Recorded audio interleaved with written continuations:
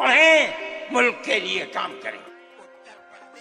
सभी सांसदों के लिए, हम सभी जनप्रतिनिधियों के लिए वंदे मातरम के ऋण स्वीकार करने का ये पावन पर्व है।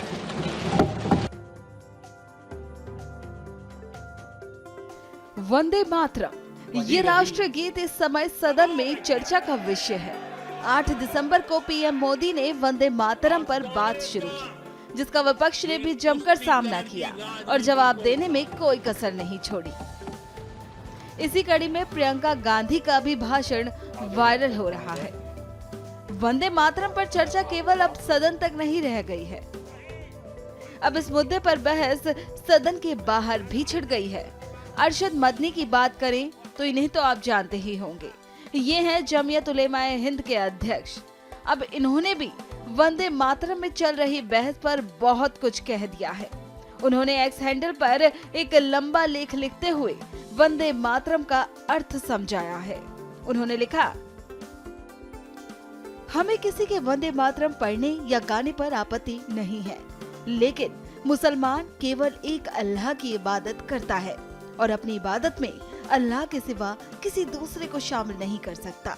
और वंदे मातरम का अनुवाद शिर्क से संबंधित मान्यताओं पर आधारित है। इसके 4 श्लोकों में देश को देवता मानकर दुर्गा माता से तुलना की गई है और पूजा के शब्दों का प्रयोग हुआ है। साथ ही माँ मैं तेरी पूजा करता हूँ, यही वंदे मातरम का अर्थ है। ये किसी भी मुसलमान की धार्मिक आस्था के खिलाफ है, इसलिए किसी को उसकी आस्था के खिलाफ कोई नारा या गीत गाने के लिए मजबूर नहीं किया जा सकता, क्योंकि भारत का संविधान हर नागरिक को धार्मिक स्वतंत्रता और अभिव्यक्ति की स्वतंत्रता देता है। वतन से प्रेम करना अलग बात है, उसकी पूजा करना अलग बात है। मुसलमानों की देशभक्ति के लिए किसी के प्रमाण पत्र की आवश्यकता नहीं है। स्वतंत्रता संग्राम में उनकी कुर्बानियां इतिहास के सुनहरे पन्नों में दर्ज है। हम एक खुदा को मानने वाले हैं, अल्लाह के सिवा न किसी को पूजनीय मानते हैं और न किसी के आगे सजदा करते हैं।